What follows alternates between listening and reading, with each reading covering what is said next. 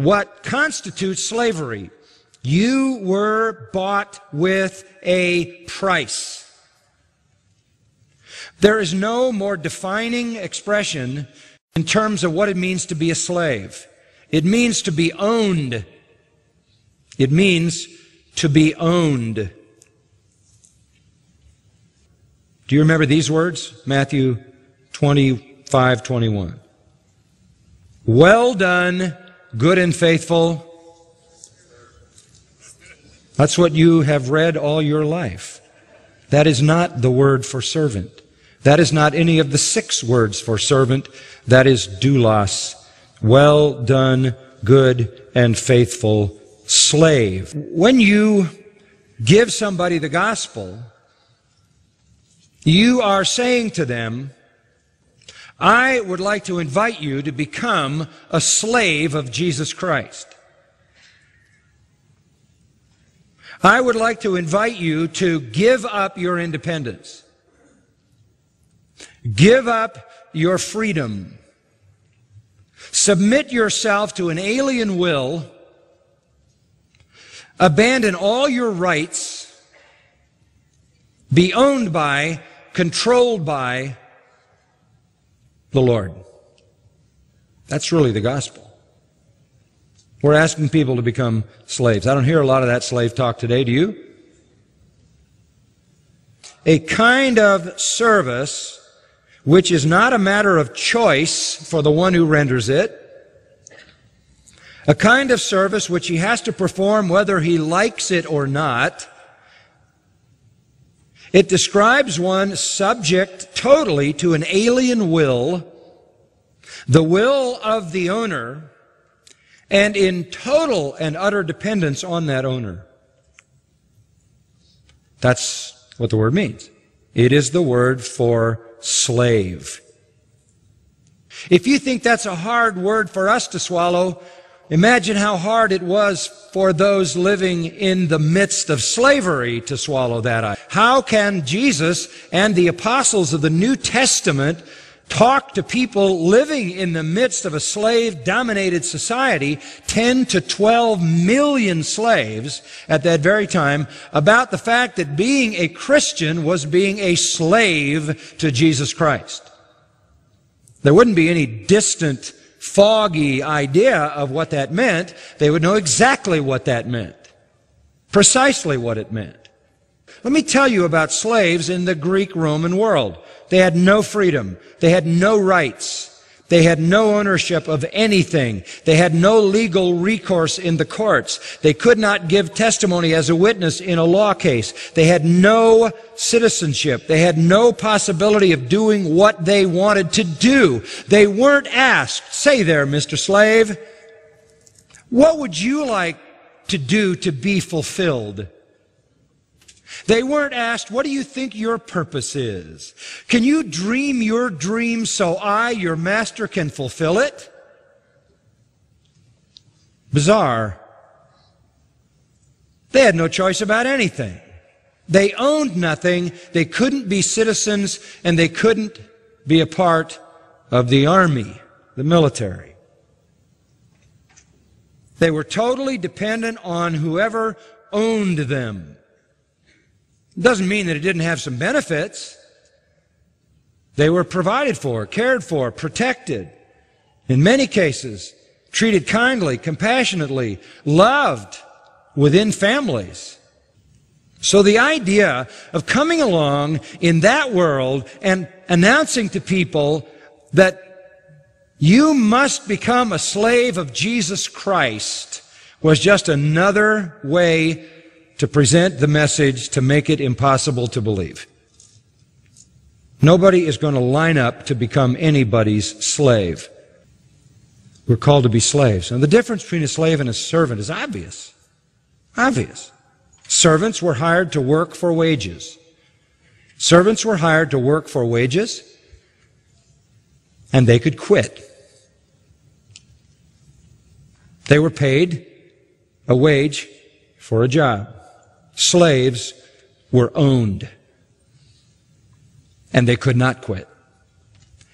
If they ran away, they were found, arrested, flogged, and there's all kinds of ancient writings about the flogging of slaves, and worse, and sometimes, many times, crucified publicly as a demonstration to the rest of the slaves of what could happen to them if they ran away.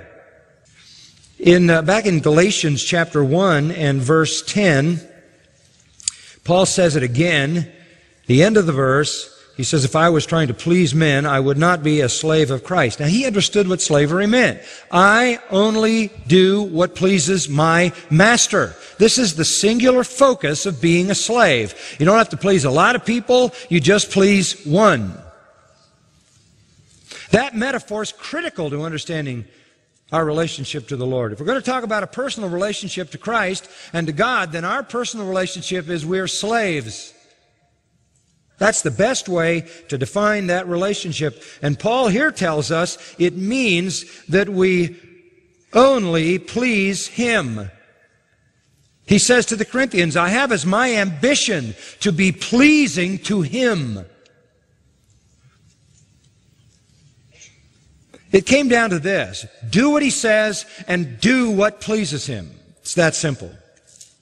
That's what a slave did. Really only two possibilities. Where there was a direct command, you obeyed it. Where there was not a direct command, you found a way to do what you knew would please the master. You obeyed him and you pleased him. He says these familiar words, come now, you who say today or tomorrow we'll go in to such a city and spend a year there, engage in business, make a profit. Yet you do not know what your life will be like tomorrow. You're just a vapor that appears for a little while and vanishes away. Instead, you ought to say, if the Lord wills, we shall live and do this or that. That's slave talk. That's what it means to be subject to an alien will. They were slaves in the past, they'll be slaves in the future, slaves in heaven. We're His slaves now who are being taught by the book of Revelation that these things will come to pass. We will never stop being slaves. Never.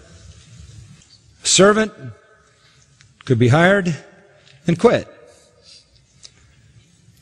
A slave was owned. That means exclusive ownership because he was bought with a price. Does that sound like New Testament talk? 2, complete and constant availability and obedience. Complete and constant availability and obedience. 3, subject to one alien will. No man can be a slave to two masters, right? Impossible. You could have two employers. You could have a day job and a night job. But you can't have two masters who have total control over you because they both own you. And everybody knew that. That's why that statement is self-evident. No man can be a slave to two masters. So, exclusive ownership by one master, complete, constant availability and obedience to that one master, and simple in the sense that it's singular. Let's call it singular devotion to that one master. That's New Testament talk too, isn't it? Love the Lord your God with what? All your heart, soul, mind, and strength. Have no other gods. Do all that you do to please Him, to honor Christ. 4th, the slave had complete dependence on his master for everything. For everything. Absolutely everything. And 5th, all discipline and reward came from that one master. That's what it was to be a slave. You were owned by one person. You were completely and constantly to be available and obedient to that one master. You had one consuming raison d'etre, reason to live, and that was to please that master, You were dependent on that master for absolutely everything. And all discipline and reward came at the discretion of that master. All of that is directly connected to what it means to be a slave of Jesus Christ. We are owned by Him because we've been bought with a price. We are in a position of complete and constant availability and obedience to that one master, to the degree that we can say, not my will, but thine be done. All the time. We are singular in our devotion, and that means we have no other master to obey and no other master to serve. And that's why the New Testament says you cannot, these are the words of Jesus, serve God and money. You can't serve God and anything else. I can't tell you how many years I have gone through discussions with people about the lordship of Christ. Let me tell you something real simple. Kurios and doulos are two words that describe both sides of a relationship. If there is a slave, let me tell you something, there is a Lord. If there is a slave, there is a master. If there's a master, there's a slave. You don't call yourself a master if you don't have a slave, and you're not a slave if you don't have a master. That's why the New Testament never even bothers to defend the idea, as it were, of whether or not when you come to Christ, He is your Lord. That is patently obvious. When you confess Jesus as Lord, you are at the same time confessing yourself as slave. There's no other way to view it. Kurios and doulos are the two sides of the relationship. A slave is someone whose life belongs totally to someone else. Absolute ownership, absolute control, absolute subjection, absolute obedience, absolute loyalty, absolute dependence. Now, if you don't grasp that idea of slavery, and a lot of us, we miss it because it's been hidden from our English text, it's hard for us to really understand the essence of what it is to be a Christian. You are a slave of Jesus Christ. You are owned. You have been purchased by His blood. Acts 20. You have been bought, not with silver and gold, but with what? 1 Peter 1:18 and 19, the precious blood of Jesus Christ. You have been purchased. Revelation 5:9. You have no independent rights. Slaves had no rights. Slaves owned nothing. They could not own their own property. In the eyes of the law, they were not citizens. They could hold no public office. They were completely under the discretion and the provision and the protection and the care and the abuse, in an earthly sense, of their owner. There was a great upside to being a slave of a benevolent, gracious, generous, kind, compassionate master. I can't think of a better life. If any man will come after me, let him deny himself. That's slave talk. That's slave talk. Take up his cross and follow me. It's the end of you. The end of your life. You're finished. It's over. You're done. You are now the slave of Jesus Christ. And it's not burdensome.